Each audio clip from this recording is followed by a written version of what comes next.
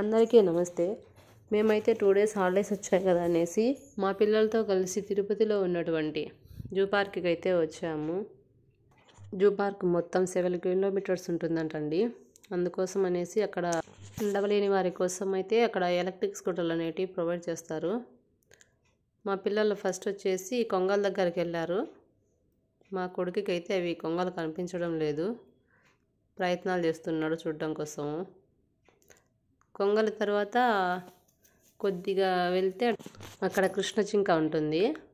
కనపడుతుందా మీకు కృష్ణ జింక? పార్క్లో వచ్చేసి ఇంకా ఏనుగులు, సింహాలు, చిరుతలు, మొసళ్ళు, ఎలుగుబంట్లు, రకరకాల పక్షులు, రామచిలుకలు ఇవన్నీ ఉన్నాయి. మేమైతే లైన్ సఫారీ కూడా ఉందండి. లైన్ సఫారీకి వెళ్ళలేదు, మళ్ళీ రిటర్న్ రావడం కోసం కష్టమవుతుంది, టైం అయిపోతుంది అనేసి. మొత్తానికైతే ఇక్కడ పెద్ద పెద్ద కొంగలు ఉన్నాయి. వాటి మేత కోసం అయితే చిన్న చిన్న చేపలు వేశారు. ఇక్కడ అది క్రాస్ అయిన తర్వాత కొద్దిగా ముందుకెళ్తే అక్కడ ఎలుగుబంటి ఉందండి. మా పిల్లలు అదే ఎలుగుబంటి కోసం వెయిట్ చేస్తున్నారు చూడడం కోసము. దాని తర్వాత వచ్చేసి మనకి రైట్ సైడ్కి వచ్చేసి పక్షులు ఉంటాయి, రకరకాల పక్షులు. అందులో తెల్ల నెమలి కూడా ఉంటుంది.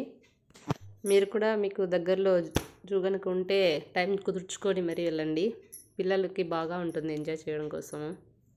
అలాగే అవన్నీ స్వీట్ మెమరీస్ లాగా ఉంటాయి. వీడియో నచ్చితే లైక్ చేయండి, సబ్స్క్రైబ్ చేయండి.